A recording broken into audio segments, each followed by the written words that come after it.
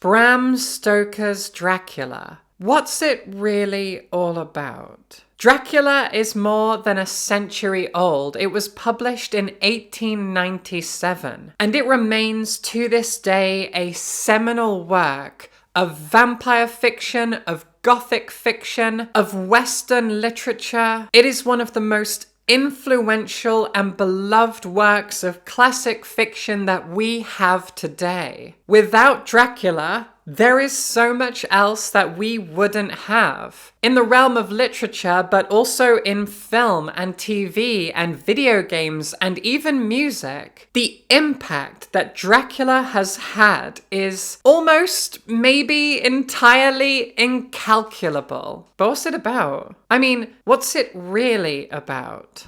Now, this isn't the first time that I've talked about Dracula. In previous videos dedicated to this novel, this incredible work of gothic vampire fiction, I've talked about how its themes are still relevant today. Themes of xenophobia, of cultural appropriation, themes of feminism and the liberation of women's bodies and choices, themes of hedonism, themes of queerness, themes of persecution and paranoia, the fear of the other, the fear of corruption, the ideas of purity as dictated by politics and, even more overtly, religion. These are themes that have been talked about by everyone, from casual fans to professional critics and academics. Boo!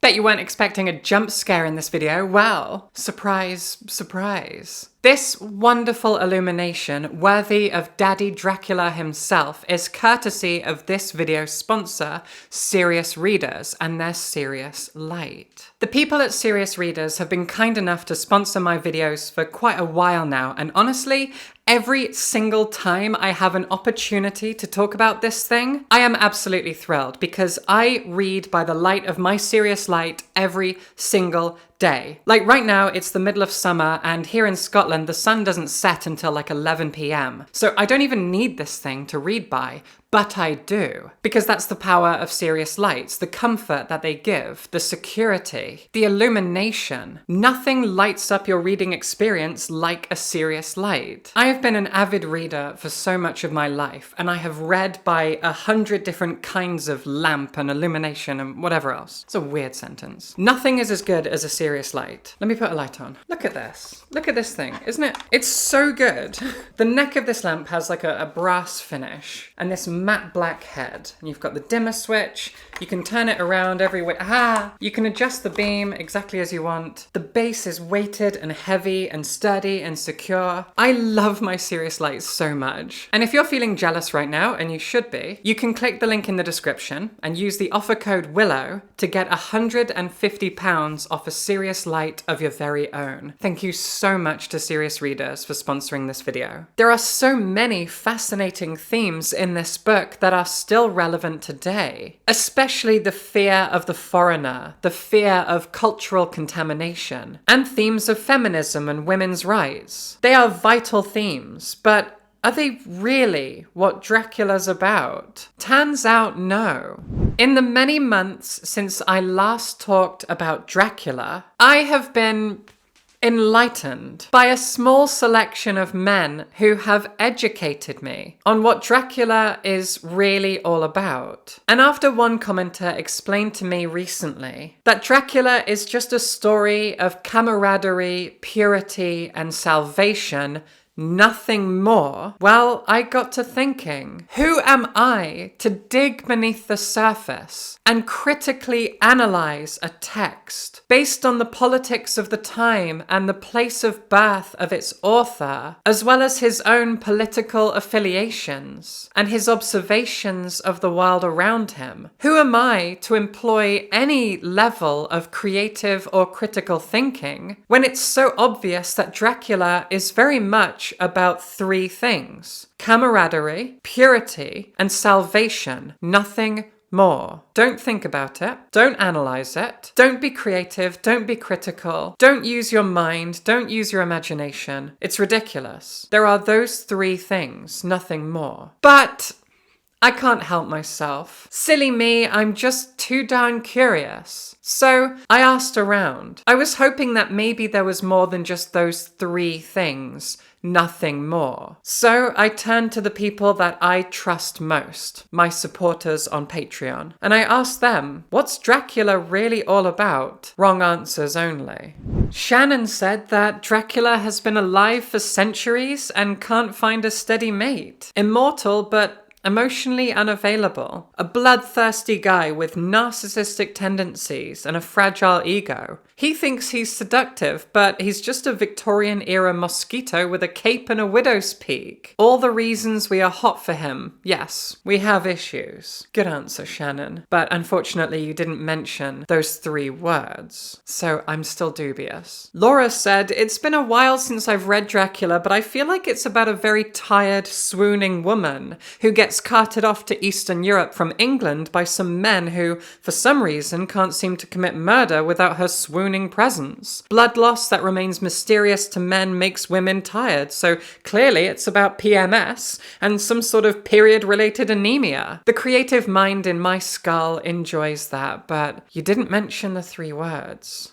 I'm starting to doubt whether I can trust these people after all. Jet says it's a cautionary tale. Okay, that sounds promising. Do not tell a sexy rich guy anything about your girlfriend if you want to keep the relationship. Jonathan is kicking himself for most of the story for being so dumb. Also, sexy rich guys will sleep with your best friend no matter how much they're into you.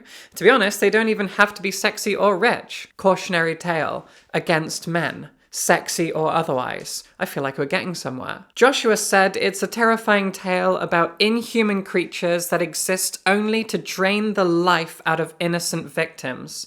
Real estate agents. Now that's too topical, unfortunately. You're getting too political. Imagine if you'd said landlords. Imagine! Everything. I'd be cancelled. My whole life ruined. We can't be political here. We're talking about Dracula. Vampires are not political. There are no themes here, okay? Real estate agents? Landlords? No, we can't go there. It's a slippery slope to being political. We're not woke here. Dracula's certainly not woke. It's about purity, which means something. Don't go into it. Don't give that context. It means something. Claire says that it's about a man who developed a rare medical condition in which he ages but never dies and only subsists on red licorice. I mean, at this point, why not? Tracy said old man likes to stay up late, hates mirrors, has garlic allergy, and a fetish for giving hickeys. Yeah, sounds right. He exhausts the supply of willing necks in Central Europe, so heads to the British Isles.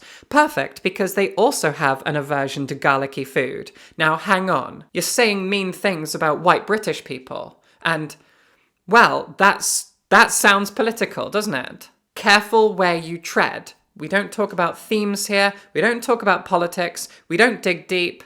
We stay stupid. Haru says that Dracula is famously just a gender-bent MM fanfiction of Carmilla, because our favourite Fundashi, Bram Stoker, wanted hot, sexy and dominant vampire men with the help of his beta reader, Walt Whitman. Again, I don't think you people understand. We're staying away from creative interpretations and silliness while I'm at it. Can we let go of the silliness? This is serious.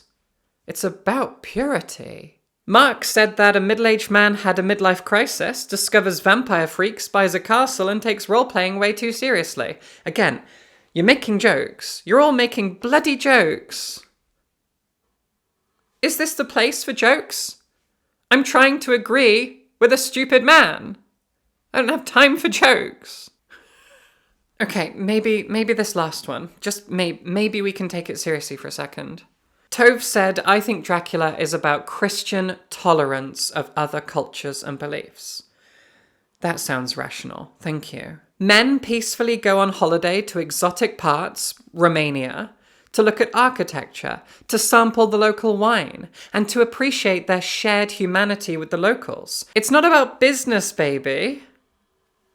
Now, you've said baby, so I'm starting to not trust you. It's pure pleasure at its finest. Who doesn't want a bromantic adventure in foreign parts? You said bromantic. I'm done. None of you are taking this seriously. What did I say? Camaraderie, purity, and salvation. That's what I said. That's what it's about. None of you took this assignment seriously. Now I look a fool for talking about things like women and their rights, for talking about things like foreign invasions and cultural impurity, themes that are even so naively mentioned on the Wikipedia page of the novel itself. Even Wikipedia's as dumb as I am. Camaraderie, purity, and salvation. That is it. There is no subtlety, no creativity. Stop thinking, stop analysing, stop being clever. The curtains are just blue. Subscribe for books. I guess. It's upside down.